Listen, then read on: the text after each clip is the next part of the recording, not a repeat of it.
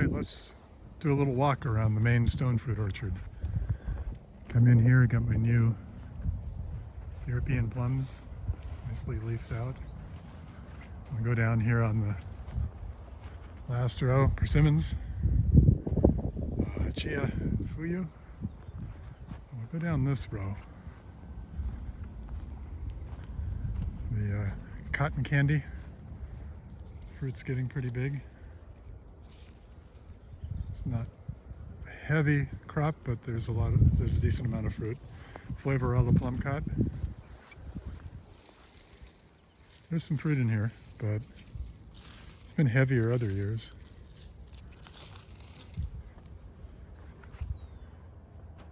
Shakar Paré apricot / plumcot. Got some grafts on there. 2 of them have taken. Afghanistan graft here. 2 cut graft here. The others don't seem to be doing anything. There's the Zard apricot, late bloomer. Moore Park over there. Hunza. Seems to have set a decent amount of fruit at this stage anyway.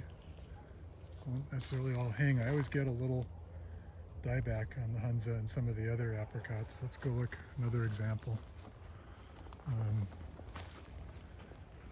The Royal Rosa, which I have only because it blooms at a good time for pollinizing the Flavorella, but it always has some dieback like this, and yet it's so vigorous. It's probably my most vigorous apricot. It's really strange. Here's the Summer Delight apricot. You think, Aprium, you think maybe I need to thin a little bit? Yeah, pretty soon. I should be doing that right now. Look at that. It's always sets well, but this is over the top. Let's see, here's the the white knockout. It's got a few pieces of fruit. It's just a 2-year-old tree. I can't really expect too much out of it. And then there's the Alameda Hemskirk over here, and it's also set a little bit, and it's also a young tree. So vigorous. It's a good sign. Apples. The Pink Lady, the big one here. And I'm not going to name all of them because then we'd be out here all day. Oh, that wouldn't be so bad, would it? But various apples, including grafts that I've put on that are these are a year-old grafts that took pretty well. Donut peach, heavenly white nectarine. The peach leaf curl's pretty bad this year. This is a raspberry red nectarine. It'll be fine, but it's got some curl. There's my newly planted from a 7-gallon pot last fall, Flavor King, to replace the Flavor King that I took out because of severe canker. Gonna have to thin it because that's too much fruit for that little tree, but it's it's a good thing to see. Flavor Delight, speaking of canker, I've had to cut this way back to try to get rid of diseased wood. I don't know how long I can keep this going. On the other hand, look at all those shoots coming off above the graft below. That's a good sign for being able to save it. Lots of fruit this year. This is the Monique white apricot. Again, like a lot of my apricots, I get little bits of dieback, but it's also vigorous and it has set. I've never seen so much fruit on it. No guarantee it'll hold. It's early, but looks promising. Canadian white Blenheim apricot never sets very well, which is why I have been working on getting new late blooming varieties in here. This year it overlapped with Monique. It usually doesn't. And I don't know, even with all the other pollen available from apricots that were still in bloom when this one bloomed, the set's light. Splash. Not as heavy a crop as last year, but that's okay. It was ridiculous last year, and it's not exactly like it didn't set this year. It's got fruit. Emerald Drop Pluot looks to have a crop. It'll be its first one. I've had this 3 years, I think. There's there's my first replacement Flavor King. So I mentioned that I had to take a Flavor King out. There's where it was. I'm not going to plant anything there. At least not for now. Never say never, right?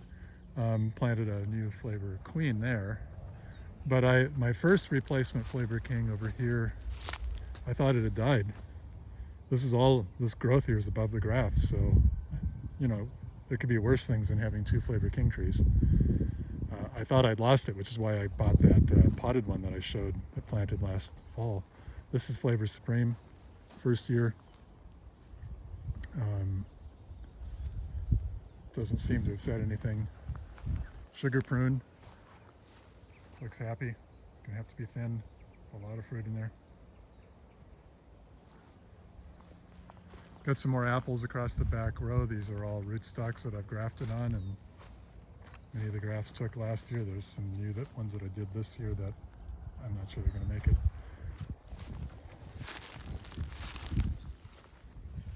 Burgundy plum set like crazy. Yep, there's some thinning in my near future.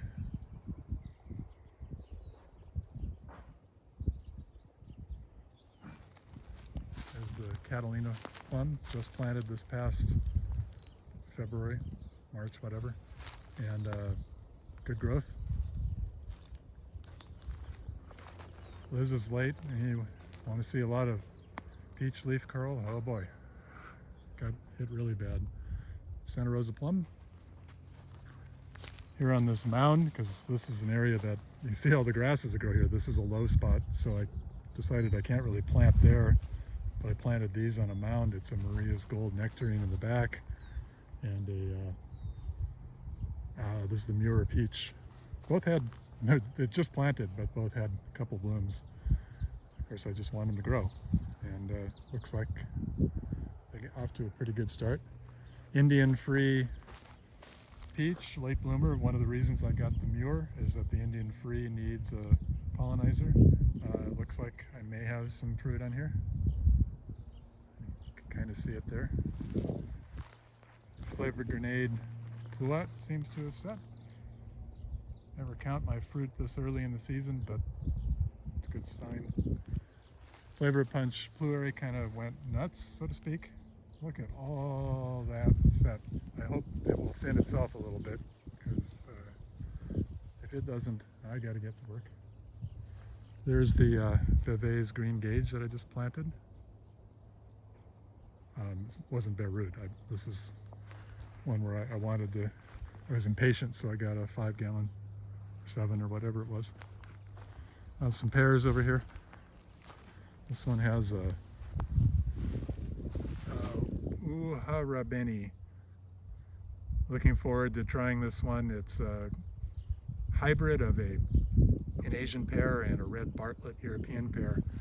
The only thing is I may have to get something else, the pollinizer, because it's just started blooming, whereas my Chojuro and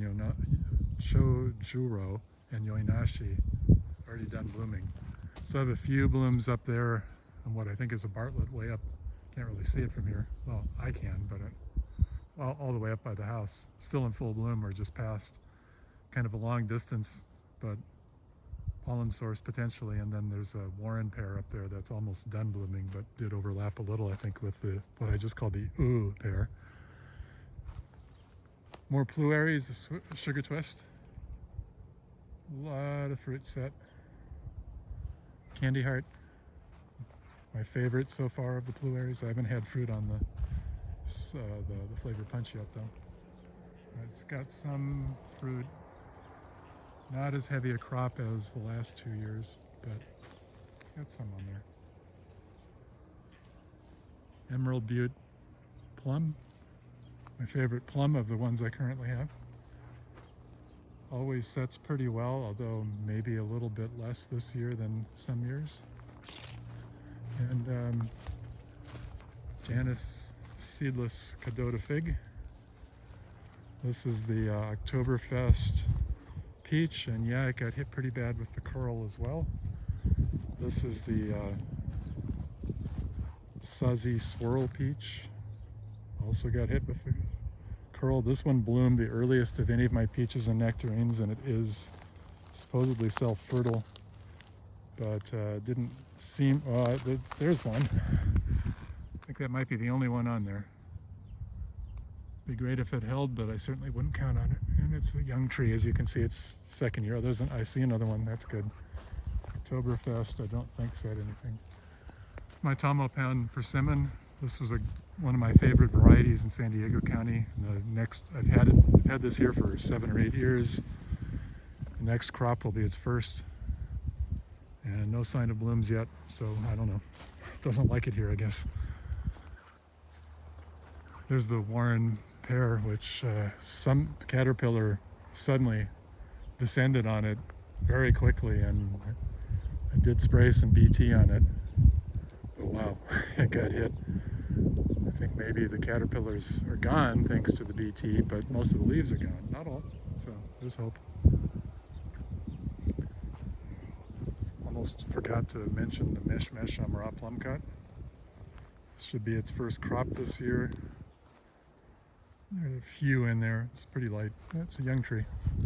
Great plumcut. Really glad to get it back. I had it down in San Diego County. And the Cal Red Peach. And that's it for this main orchard, so we'll just give one last panorama. It's a really pretty day today. And signing off from the Ladera Frutal North Orchard on April 16th, 2024.